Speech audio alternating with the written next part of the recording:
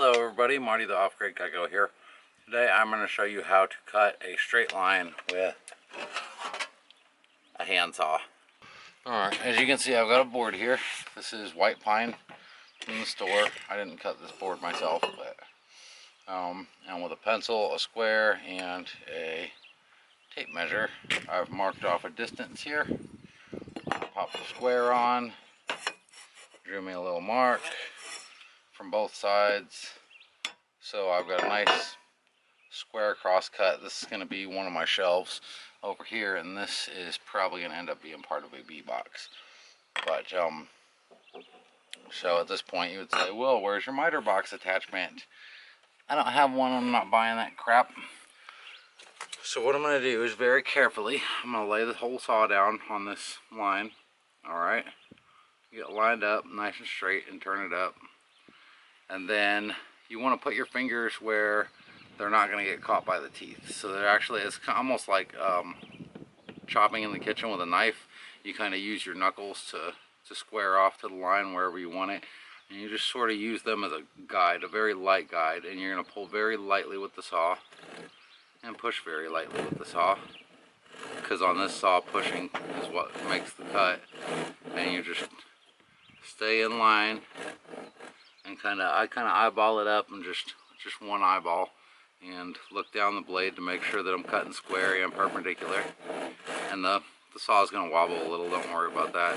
And I just kind of use my fingers to line up as a guide. So my fingers are basically creating a fence for the cut. And once you've got your cut started over here, then you can focus on that spot if it's a longer board like this, and just kind of make sure that you're guiding her in there, but keep the rest of the saw lined up with the rest of your line back here, and that'll ensure a straight cut.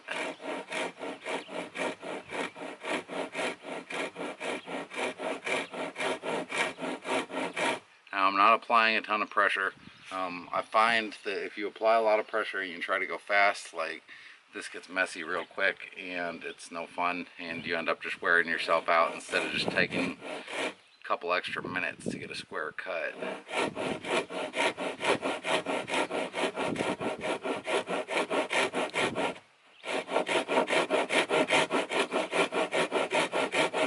So now I've got me a groove over here. Okay, now the saw is going to want to follow that groove until the groove's cutting farther across. You kind of want to make sure you keep it in there though, because the back can still wobble back here and then you'll get a crooked cut.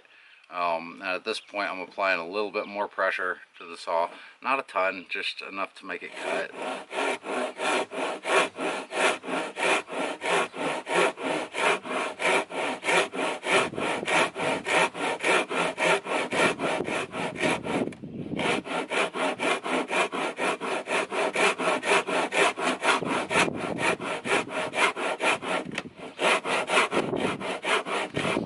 Once you get to a certain point, you're going to notice while you're sawing that the kerf is coming back and erasing your line, and then you know you've got it kind of lined up. So then I just sort of watch the line and where it's cutting, and I make sure that anytime it cuts into new material back here, then it's cutting on my line. And that's basically all you have to watch from this point off. You've got a nice straight start here, so the rest of this should go pretty quick.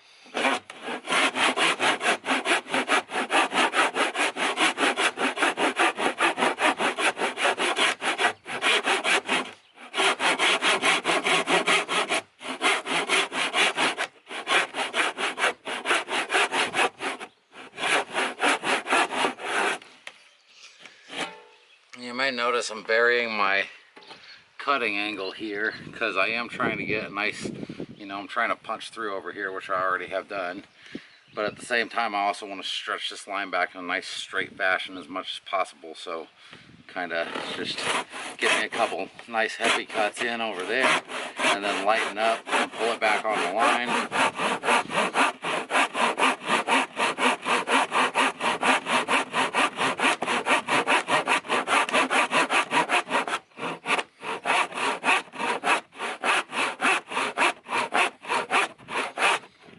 I've got a groove running all the way down the board that I can follow with the saw the rest of the way.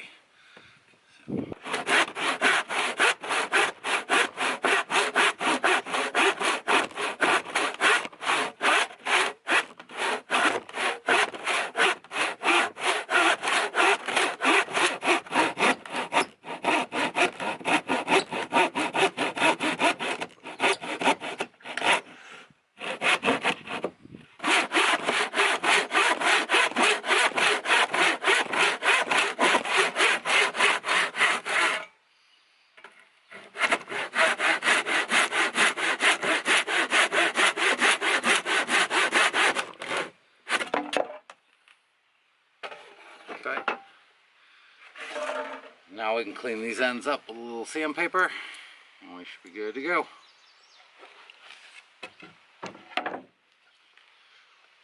Thanks for watching.